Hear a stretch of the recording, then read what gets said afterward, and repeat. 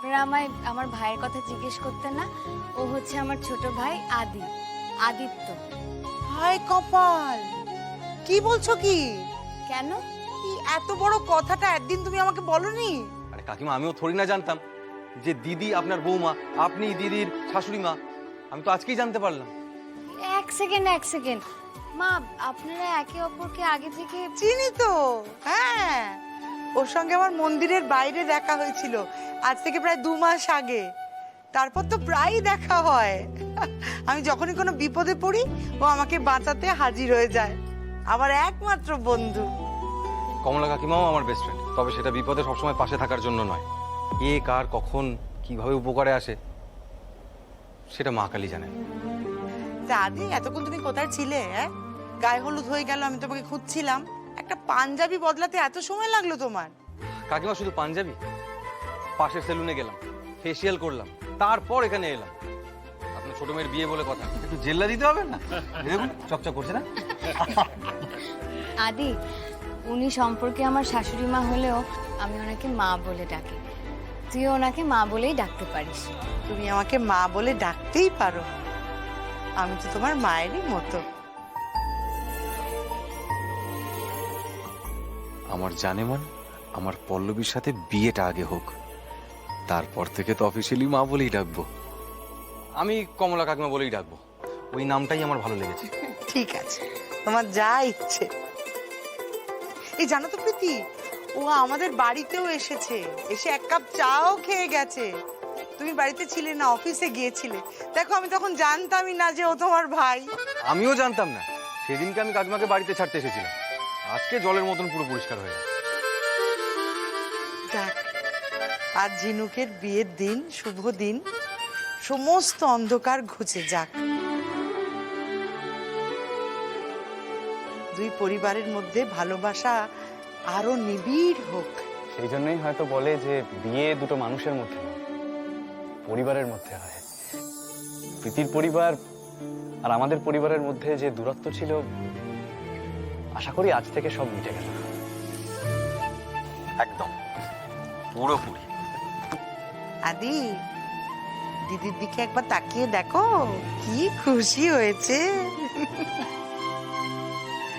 ওই তো সম্রাট এসে গেছে।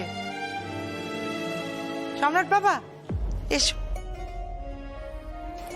আদি, সম্রাটের সঙ্গে তোমার আলাপ নেই। নমস্কার। নমস্কার। সম্রাট আমার ঝিনুকের হবু বর। অবশ্যই আজ সন্ধ্যের পর আর হবু থাকবে না। আদি আমাদের পার্টির ইউথ প্রেসিডেন্ট। অনেক কম বয়স থেকে ও সমাজসেবার মধ্যেই আছে। নাইস, শুনে খুব খুশি হলাম। All the best for your future. Thank you, আপনার সাথে আলাপ করে খুব ভালো লাগলো। আমারও, থ্যাংক ইউ সো মাচ। আদি, নেতা মন্ত্রীর রক্ত যে তোমার শরীরে আছে সেটা কিন্তু বোঝা যাচ্ছে। আমার নিমন্ত্রণে এলে এসে অন্যদের কাছের মানুষ হয়ে যাচ্ছ, কেমন বলো তো? হ্যাঁ,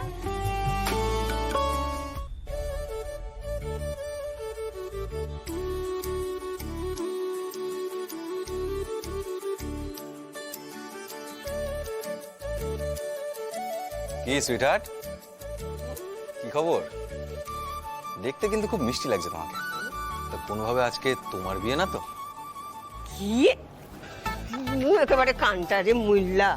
শোনো, এই সকল মিঠা কথা যেইখানে কইয়া লাভ হয় সেইখানে কও গিয়া যাও। তার মানে তুমি আমাকে রিজেক্ট করছো?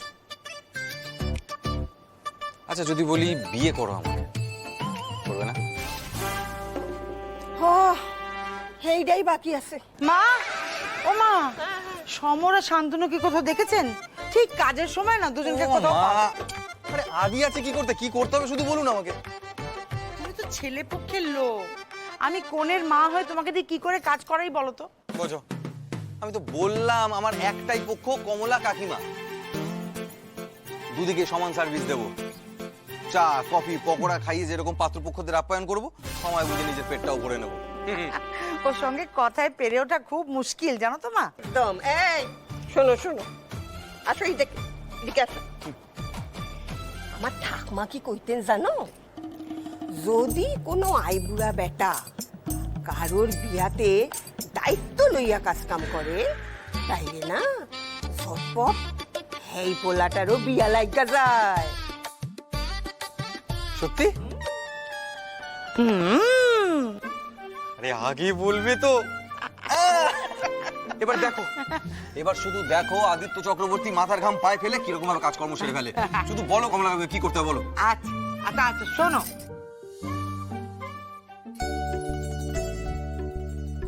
এই সামান্য কাজের জন্য হাত জোর করে কেউ? আমি এক্ষুনি গেলাম আর এই এলাম, টাটা। সত্যই পোলাটা না ভারী ভালো। হ্যাঁ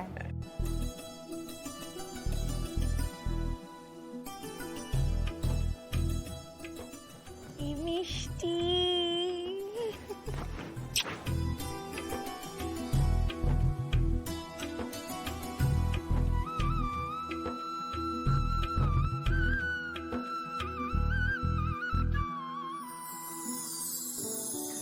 কি সুন্দর লাগছে না?